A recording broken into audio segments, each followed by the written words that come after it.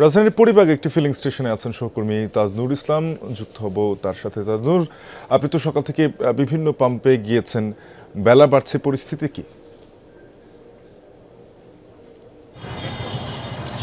বেলা বাড়ার সাথে পরিস্থিতির কোনো পরিবর্তন ঘটেনি, বরং পরিস্থিতি যেটি হচ্ছে যে মানুষের সংখ্যা আরও বাড়ছে।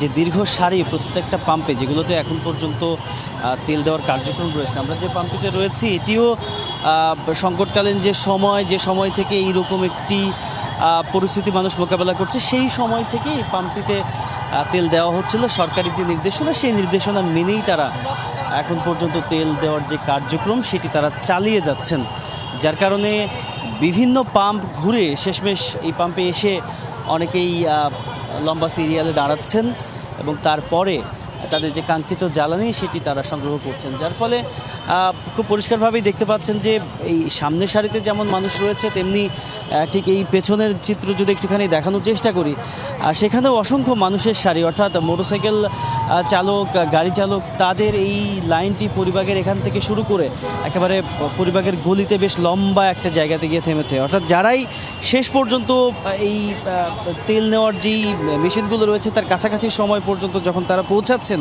ততক্ষণে আসলে প্রায় 1.5 ঘন্টা কিংবা তারও বেশি সময় অনেক সময় পেরিয়ে যাচ্ছে, যার ফলে সবারই এক ধরনের সময় যেমন ক্ষেপণ হচ্ছে, একই সঙ্গে যেইটুকু জ্বালানি দেওয়া হচ্ছে সেই জ্বালানিও যে প্রয়োজনের তুলনায় অনেকখানি কম, সেটি নিশ্চিতভাবে বলাই যায়। সুতরাং এই ভোগান্তি কবে নাগাদ কীভাবে শেষ হবে সেটি নিয়ে যেমন এক ধরনের উৎকণ্ঠা রয়েছে, এবং যারা এই ভুক্তভোগী মোটরসাইকেল চালক কিংবা গাড়ি চালক, তারা যেটি বলছেন যে সরকারের খুব দারুণভাবে একটা উদ্যোগের মধ্যে আসা দরকার, কিংবা এই পরিস্থিতি যেন খুব দ্রুত সময়ের মধ্যে কেটে যায়, সেই ব্যাপারগুলোতে খুব বাড়তি মনোযোগ দেওয়া দরকার। একই সঙ্গে আরেকটি বিষয় যে অনেকেই তেল নিয়ে মজুত করেছেন, এরকম একটি অভিযোগ যারা মোটরসাইকেল চালক রয়েছেন তাদের তরফ থেকে রয়েছে, যার ফলে এই অভিযোগগুলো আসলেই ঘটছে কিনা সেটি আসলে তদারকি করা দরকার এবং মনিটরিং করার ব্যাপারে তারা এক ধরনের দাবি তুলছেন।